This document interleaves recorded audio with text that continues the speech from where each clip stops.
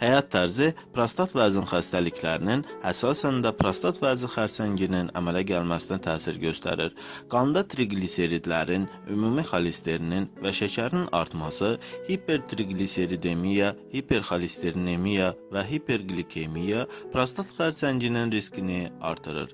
Ən son meta-analizlər onu göstərir ki, kişilər metabolik sindromdan əziyyət çəkirlərsə, onların prostat xərçənginə tutulma riskləri digərlərinə nisbətən 1,54 dəfə çoxdur. İsveçrə uroloqlar tərəfindən aparılan statistik hesablamalarda prostat vəzi xərçəngi qoyulan kişilərdə say baxımından hiperxolesterinemiya, hipertriqliseridemiya və hiperqlikemiya normaya nisbətən 5,1 dəfə çox rast gəlinmişdir.